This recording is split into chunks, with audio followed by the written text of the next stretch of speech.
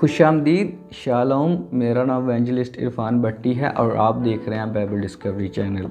आज का हमारा टॉपिक है कि खुदावंद यीशु मसीह ने अपनी खिदमत का आगाज़ अपनी 30 साल की उम्र में जाकर क्यों किया। क्योंकि हम जब लूका की इंजील उसका 3 बाब उसकी 23 आयत को देखते हैं तो खुदावंद की पाक कलाम में लिखा हुआ है, जब यीशु खुद तलीम देने लगा तकरीबन 30 वर्ष का था और जैसा कि समझा जाता था यूसुफ का बेटा था और वो एली का।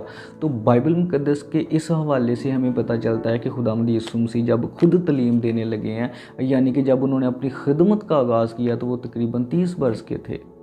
तो आखिरकार खुदावंद यीशु मसीह ने अपनी 30 साल की उम्र में जाकर क्यों खिदमत का आगाज़ किया। वो 20 साल में भी कर सकते थे, 22 साल में भी कर सकते थे, 24 साल में भी कर सकते थे, लेकिन 30 साल की उम्र में जाकर उन्होंने अपनी खिदमत का आगाज़ क्यों किया। आज हम कलाम मुकद्दस में से इसी बात को सीखेंगे। तो ये जानने के लिए कि खुदावंद यीशु मसीह ने अपनी खिदमत का आगाज़ अपनी 30 साल की उम्र में क्यों किया, कलाम मुकद्दस में से हम सबसे पहले यूहन्ना की इंजील और उसका 15 बाब और उसकी 10 आयत को देखेंगे।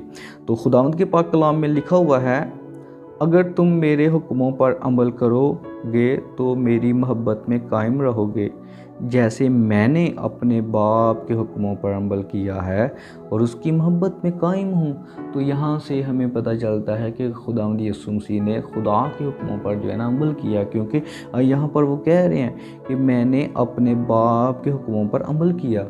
तो खुदावंद यीशु मसीह ने जो है वो खुदा के हुक्मों पर अमल किया है, यहाँ से हमें पता चलता है। अब वो कौन से हुक्म हैं जिनके ऊपर खुदावंद यीशु मसीह ने अमल किया है। हम कलाम मुकद्दस में से सबसे पहले गिनती की किताब और उसका 8 बाब और उसकी 23 और 24 और 25 आयत को खुदावंद की पाक कलाम में से देखेंगे। तो जब हम गिनती की किताब और उसका 8 बाब और उसकी 23 और 24 और 25 आयत को देखते हैं तो खुदावंद की पाक कलाम में लिखा हुआ है, फिर खुदावंद ने मूसा से कहा।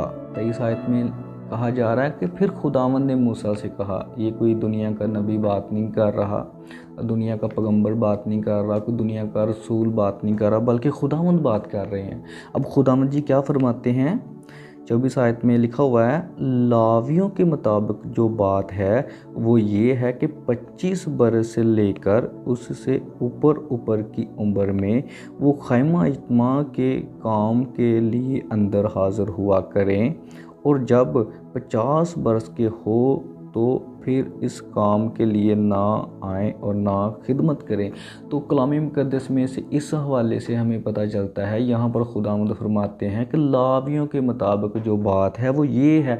अब लावी कौन थे? लावी वो थे जो कहानत की खिदमत करते थे, जो काहिन की खिदमत करते थे। तो खुदावंद यीशु मसीह ने भी काहिन की खिदमत की। मैंने जैसा कि अपनी पिछली वीडियो में बताया था कि खुदावंद यीशु मसीह ने काहिन की खिदमत की है, इसीलिए खुदावंद यीशु मसीह ने बपतिस्मा लिया था। मैंने अपनी पिछली वीडियो में बताया था कि खुदावंद यीशु मसीह ने बपतिस्मा क्यों लिया। तो अगर आप लोगों ने मेरी वो वीडियो नहीं देखी तो इस वीडियो के अबाउट में मेरी पिछली वीडियो का लिंक है, तो आप जाकर उस वीडियो को देख सकते हैं। वहाँ पर मैंने बताया है कि खुदावंद यीशु मसीह ने बपतिस्मा क्यों लिया। तो ये उसी वीडियो का हिस्सा नंबर 2 है आज।